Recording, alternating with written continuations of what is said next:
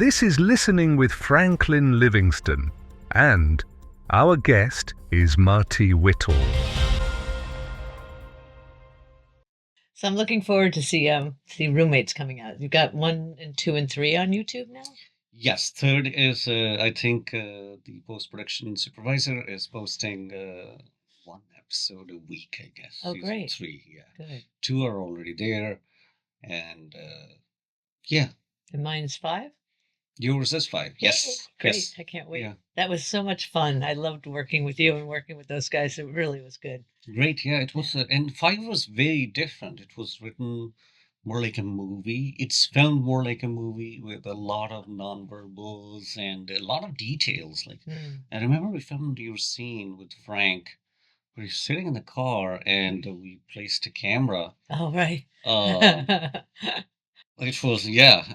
in the car, and the car is moving. Right. Yeah, because I don't really like the green screen stuff. It works, but Right. so we drove it. Yeah, I remember that around the Yeah, block yeah. a few times. Yeah. Yeah. Oh, that was fun. That was good.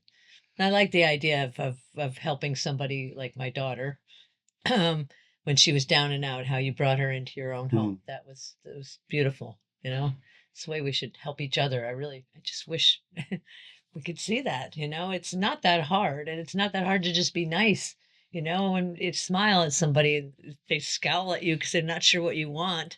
Yeah. You know, and it's sad. It's like, no, I'm just smiling because I'm smiling, and Yeah. you can smile too. You know.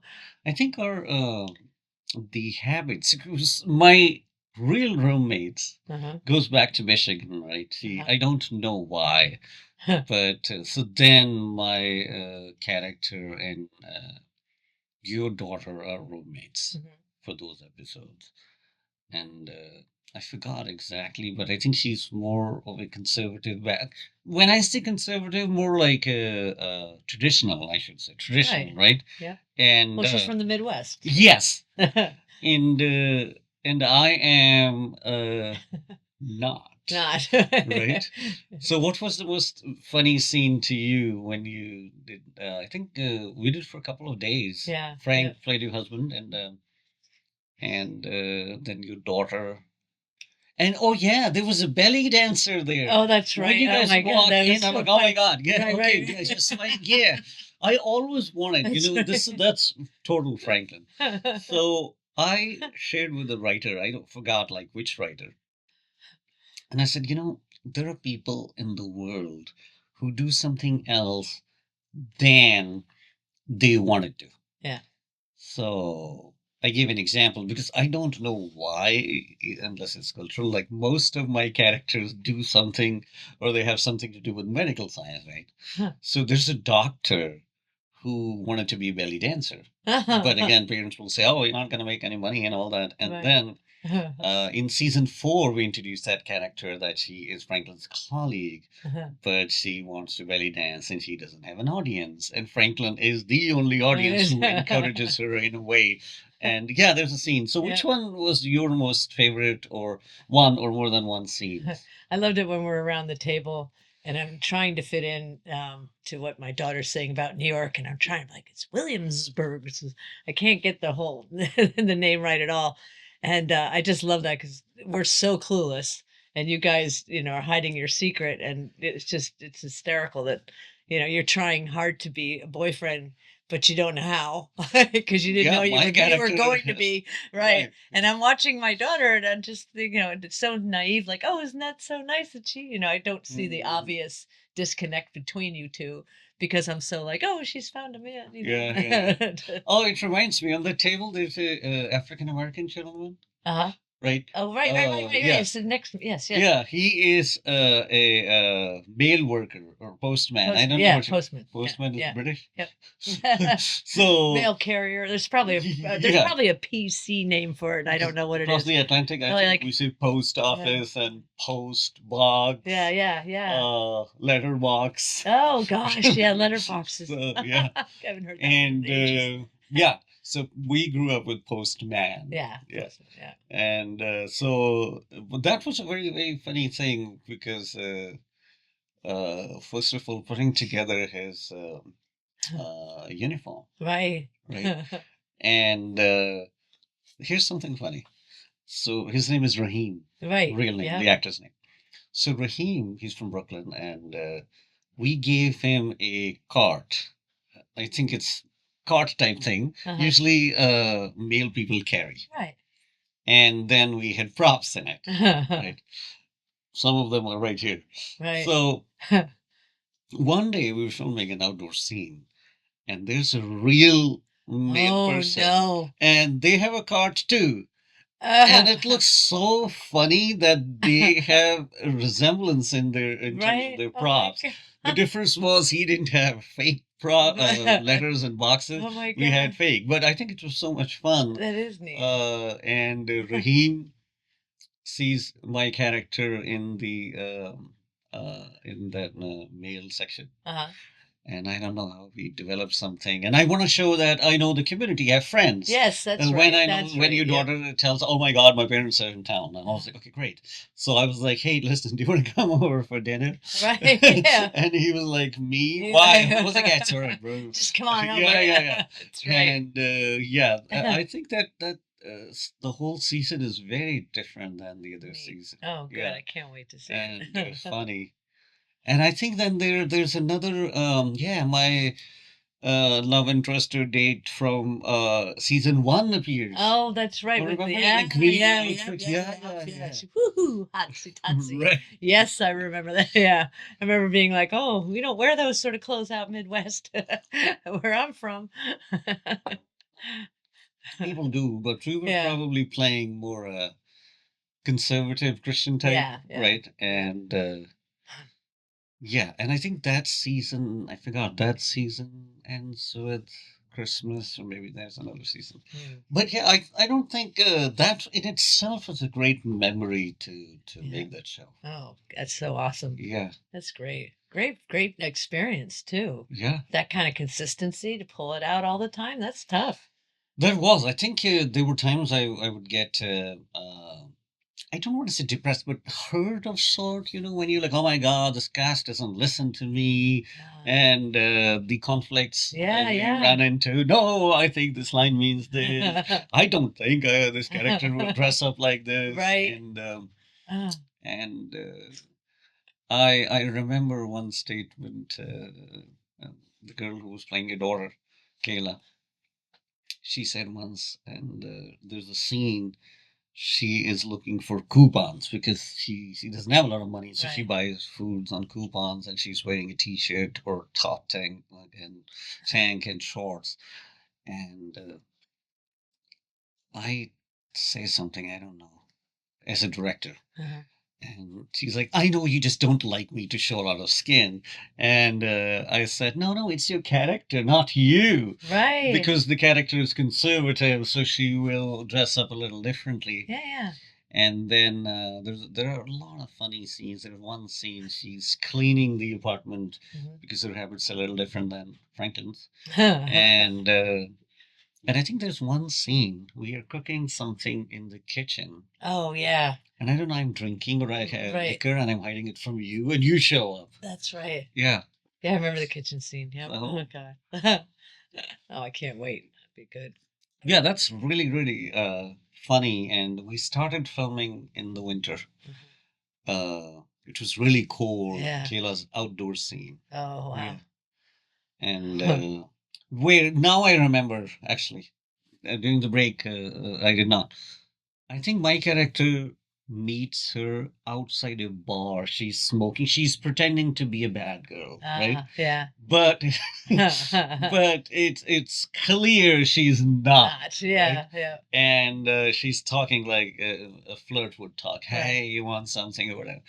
And we filmed that in extreme weather. Oh, for her. And interestingly, half of that scene was filmed by a different gentleman and half by different. What happened was, Kayla, I asked her, "Do you smoke or something?" And she said, "Oh, I can smoke, it's fine." And I had those herbal cigarettes, which taste really nasty. Oh, they're all right. I mean, both cigarettes taste nasty too. Yes. But so I don't know what happened. She was polite and nice, and she didn't blame the cigarette. But she began feeling, she took a couple of puffs and she wasn't feeling great. Oh no. And she said it happens to her. I forgot, shared about something else. I thought maybe cigarette. She was like, no, no, no, no, no. I should just go home. Oh. So we stopped that scene and we filmed the same scene, half of it, after 3 months or something. Oh my So there was a gosh. gap in that. Wow. And I don't think that people will be able to tell, hopefully. Yeah, right. Wow. So filmmaking comes with a lot of challenges. Oh, I can't even And imagine. one of them is having patience. Yes. A lot. Yep. And commitment too to what you want, what you see. Not letting people take you away from that. I think that's got to be. Yeah, because you see, when you work with a group and where we live in a free world where everyone has an opinion and they have an idea of everything, Right. it's not easy when you try to introduce something because right away, who doesn't agree with that will say this is not Yeah. right. Yeah. That's why I always say that in this kind of world, there's no right or wrong. Mm. You take Hamlet, people have been directing and acting Hamlet for years and years, but each director will bring a different Hamlet. Oh, and so yeah. is the character. Yeah. And the character will change because of the actor. Yeah. The same thing, there's no right and wrong. It's just like I might have a different take on the same scene or same word or same Right. line. And than you, Mm. than someone else. So when I act in anyone else's project, I try to just whatever they want, just give them. Right. Well, that's the way I feel. Yeah. Yeah. Because it's not my project. I haven't really done the homework they have done. Right. Because a lot of people, they will always have short list ready, and they're very like some people are very by the book or very detail oriented. They'll have a short list, and I forgot what you call that when you sketch the characters where they're blocking. Oh yeah, like I know what you mean. Storyboard. Storyboard. Yeah. Storyboard. And then there are people like I always change things based on the moment. Right. Because say you have rehearsed a line 10 times, and now we rehearse that at a different place. Tomorrow we go to a new location and film it. And even outdoors. So the same line in a bright sunlight will sound differently than when it's cloudy and like. Yeah. So then I try to make those changes there, and either adding a physical action or just slightly hinting them that that emotion will be a little different. Yeah. Because things affect us. Oh, absolutely. And when we are in the subway, we talk differently than when we are in a cab because no one is listening, right? Right. And so because it's being a human in front of a camera instead of just somebody being a robotic that I know my lines. Right. Yeah. Just reciting. So, the same thing with the audio levels. We have equipment these days, so I don't have to worry about really projecting unless it's required. But if you're in a really close-up shot and you try to project, you could really not look nice depending on what emotion you're portraying. Right.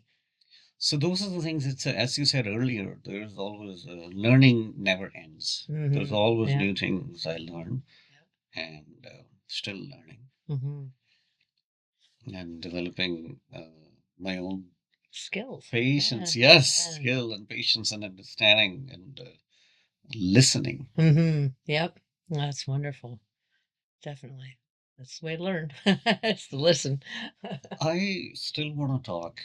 I don't want to forget this, that your system where people who have PTSD, but not only those, someone who really want to work on their mental health and well-being and become better human beings. Emotional distress. I've had a lot of people with trauma, physical and mental trauma, emotional trauma. This one girl, actually quite a few people, not just women either. I've had men burst into tears. One gentleman who had just gone through a divorce, absolutely just cried to the point where I just stopped the horse because the horse was like, "Whoa, what's wrong?" He thought the horse thought it was something he had done, and so he just stopped and let him cry it out. No judgment, man. Been there, done that, and It was good. He said, "I thank you." You know, and people just they thank me. It's really the horse that does so Mm, much of it. Um, that to let that out, to get mm, that out, that deep grief that he had, mm, the death of his marriage. I mean, his words, not mine. Because I'm like, oh, shit, no, talk to the. You know, I don't know about mm, divorce, mm, but it's an awful. It is. It's a death. It's like a death. And it was horrible because he didn't want it, and I just. But he felt the relief I saw in his face afterwards was just, it's like not everything's all right, but I'm all right. mhm, It's like life is still stuck, it's stupid and horrible, but I'm okay. mm, And that's a big thing because life is going to be horrible. We have to be okay in our mhm, own ways. And women too that have been through, abuse, a lot of tears, which is good. It's mm, good to get that out. My favorite quote is a friend of mine told me because I used to cry all the time. I've mm, gotten better. Tears are words that the heart can't express. And I just love that. I love that because I get choked up and then mm, my fifth chakra locks up and I mhm, can't mm, talk and I'm like, that's why I like to wear blue. um, so it's important that people can release their fears, their traumas, their whatever they've been through that's been so negative and so weighing on them all this time. But yeah, I see people get off. They're brighter, they're taller, they're mm, happier. I mean, sometimes it just get their faces all covered with tears, but they're back on their feet, mm, and mm, and some people it's taken them all the way over the, like a pink cloud of wonder and happiness, mm, it's great. Or they get that yoga glow, which I mm, love. mm, I mm, love when mm. people after class, I do some great workshops and I love that seeing a group of like 30 people and at the end of class and they're all just got this yoga glow and they're like, Cool. all is good in the world, it's great. It's a So, great so thing. those of us who are afraid of Hmm. riding a horse Yep. or afraid of heights, how would you encourage them that they can still benefit from something like Right. this? I'm terrified of heights and I love horses. I would love to jump, so I can't quite figure out how it works with me. But once people get on, and my horses are so mellow and so they're Mm, just so stoic and solid. Um they melt. They start once they work into the breathing, getting out of their head, getting into their bodies, then they're okay. But the breath controls the brain. And once they realize that, the monkey brain, the shitty mm, committee up mm, here that's mm, telling you can't do this, you can't do that. When you can shut that door on them and draw in, bring it in from the horse and bring it from your breath, it's just so transformative. It's incredible.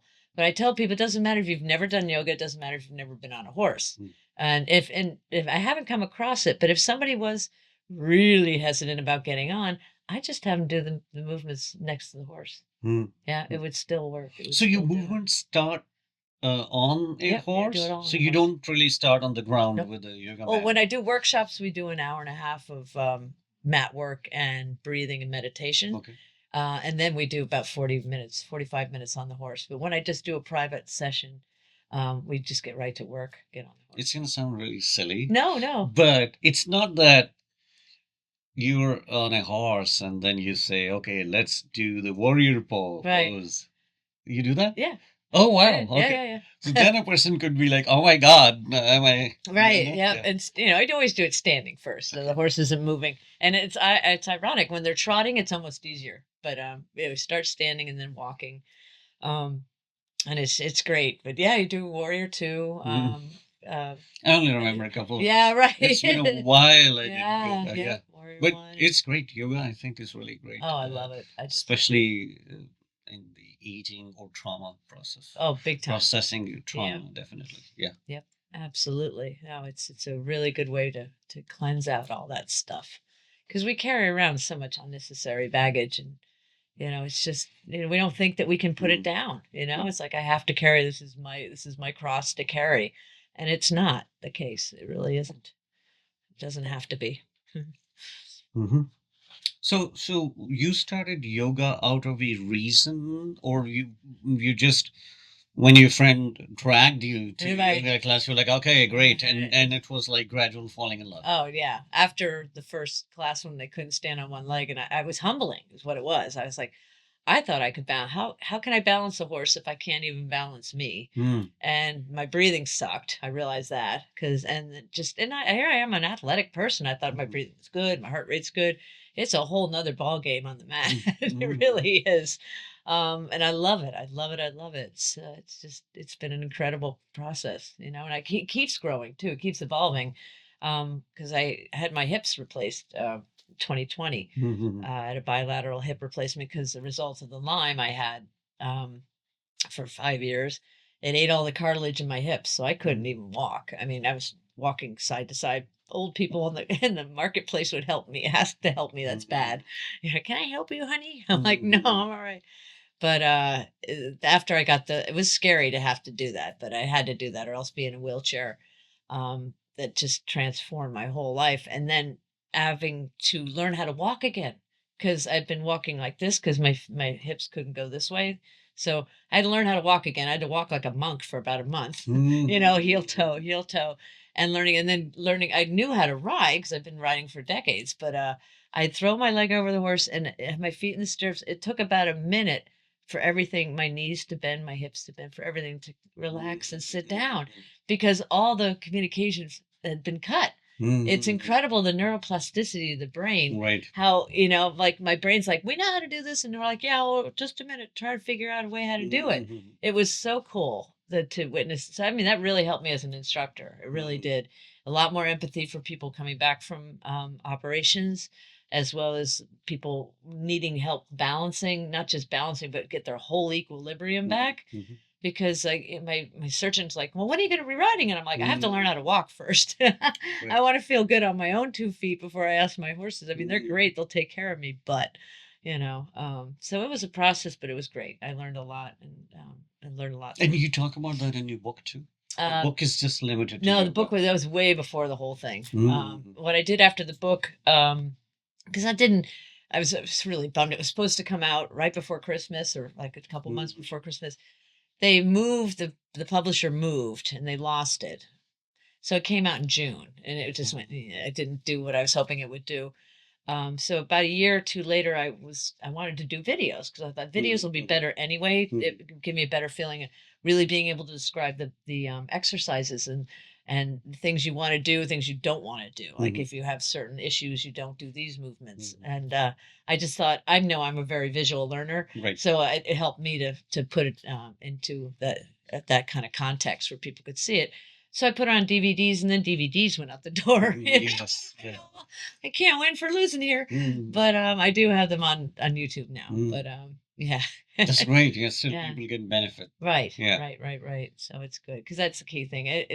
Love helping people. I really do, but I really like helping horses have better Mhm. riders because they put up with so much shit from Mhm. us. It's crazy, and to be able to see a rider just be soft and quiet and listen, instead of pulling and kicking and yelling and all this stuff. Mhm. So it's good. It's good. That's truly what I believe I'm here to help people with to do is to help them, understand how to ride better. Yeah, that's your Yeah, call, and it that's is. I knew great. that when I Yeah. was a kid playing with Yeah. little Briar horses. I'm like, I want to grow up to be. Mhm. No, yeah, that's Yeah. really, really encouraging. And how do you deal with the harsh weather, Yeah. It's especially been a bitch this horses? And winter. Oh my you don't God. teach classes during the extreme weather? No, when it's like 20, I won't because it's not fit for man or beast. If anything below Mhm. 20. Well, I have two students that have an indoor, so that's Okay. okay. But my horses, I don't have an indoor ring. So, like, I rode the other day because it was nice. But then, like, yesterday, it was absolutely, I mean, the gusts of wind were crazy. And horses hate that. So they get Mm. really spooky and they get stupid and, and it's not worth it. I'll Mhm. let them run around instead. It's called liberty work where you stand in the middle and move them around you. And that's fun. It's kind of like the circus. I learned to Mhm. do that when I couldn't ride when I had Lyme. I learned how to do all these different things with horses that weren't requiring you to be mounted. Mhm. So I have a good connection with my guys. So it's a lot of fun. But yeah, in the winter you just bundle up. And Mhm. it's been last 5 years, 5 winters easily. It's not been an issue, but this Mhm. winter was back to Yeah. what we used to get. Mhm. Yeah, when I had my farm, it was hell. I Mhm. don't. I mean, I loved my farm. It was a dream come true to have that. Oh my gosh. Right. But boy, there's some mornings I wake up and there's snow and I'm like, I don't have to plow. I don't have to deal with Yeah. winter just makes farm work 8 times harder. Mhm. I was at the barn the other day, and I was like, nobody's smiling. I'm like, oh my God, la, la. To me, I come tripping in for a few hours, play with my Right. ponies, and leave. Yeah. These guys are schlepping water buckets, breaking ice, and then this broke, and then that broke, and they're like, "Argh." And I'm like, have a nice day, guys. They're like, Mhm. and I'm like, oh yeah, I remember when I had my farm, I wasn't smiling in February either. Yeah. So it's tough. My hat's off to any farmers. It's a lifestyle. I mean, you got to love Yeah. it Yeah. or forget it. So it was great. I loved it. But I'm glad doing what I'm doing. This is nice. I can freelance and work with people and Mhm. still have time to do what I love acting now, and it's been great. So I'm very blessed. Well, it's Mhm. great. Some people, uh, they just can't, as I mentioned about my condition, like they can't really be that skinny or can't really be off a certain food and might have a physical or medical condition that might not be visible. It doesn't mean they Right. don't have it. Right? Exactly. So, how did you deal with when you were doing this commercials or acting? Right. Did you run into something that was probably Yeah, there was one scene they wanted me to run where I couldn't run at the time because my hips were fused. I could kind of waddle fast, but that was about it. And the PA was like, well, no, we really need you to run across from here to there. I'm like, I really can't. Well, you can, he couldn't understand why I couldn't run. He's like, you're standing here, you're walking around. Why can't you run? And so I said, all right, I'll show you what I got, and they're like, oh, never mind. Because I couldn't run. They didn't get it. They just didn't get it. It's like, which is really dangerous because God forbid, what if they are working with somebody who loses their balance? yeah, right? yeah. And PAs, yeah, I've heard a lot. PAs could have a tendency of yelling, and there's one guy actually. He filmed as a substitute DP on Roommates. He filmed a couple of episodes. You were not on an episode, and but he filmed the belly dancer in the same season. Yeah. And he used to work at I should mention the name, a couple of network shows, episodics. And I asked him, why did he leave that? And he said, because they don't treat us like humans, us as people in that position. And he wanted to become just a cameraman or TP independently. Right. And he said, there's a lot of yelling. And, Yeah. they just I said, yeah, I hear that, which is really not nice because all these shows and these episodes talk about humanity and human dignity, and Right.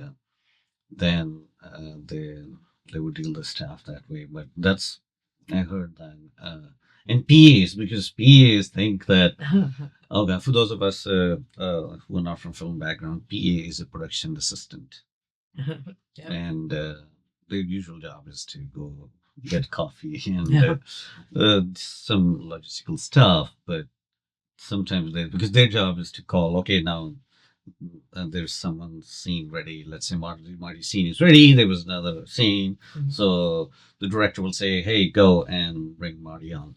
So they will go and bring. So they think they are in the power because they communicate, they say it. Right. And usually they are younger types in their age range. And they could be very...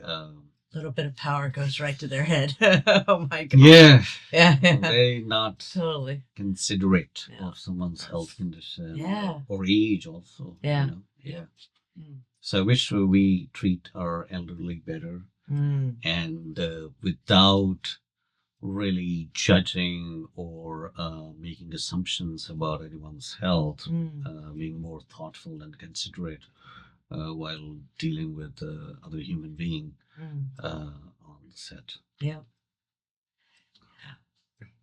Well, I just think everybody's got something. We can just it doesn't hurt to be more compassionate at all. I mean, but to judge right away that somebody's doing something wrong to you or to, again, that Q-tip idea of it's all about me, when it's not at all. It's tough because it's so self-centered and so shallow. There's nothing to it. There's no way you can grow from that, when it's all about just you. People we got to focus on yourself. Well, yeah, but I grow when I help other people grow. And that's, that helps me. That's the way I like to do it anyway. Because I can't grow by myself. It's like, a plant needs water, light, needs all other things too. Yeah. I need other people as much as I don't like people sometimes. But, you need them. Also, And always a healthy you need balance. some Yeah. close ones. You need some really good rocks, good people in your life. Definitely. Absolutely. Marty, it has been a pleasure. Oh, my pleasure. Thank you so much for Certainly. driving down here to be with us on this platform, which was very different. I still felt very comfortable. Oh, and, absolutely. it's very, I think it was very enlightening to me because we didn't get that long of a time usually Right. doing the film or a series break. It's a little bit of time and then everyone is talking. So this was a gift. Yeah, thank Pleasure you. It's a learning real about pleasure your to come down. service. Yeah. And keep up the good work. Yeah. And I wish you the best. You too. Yeah. You too, my love. Hopefully Definitely. we'll get together soon. Yeah, that'd be great. That'd be really wonderful. I'd love it. Thank Sure. you so much. Yeah, absolutely. Thanks, guys.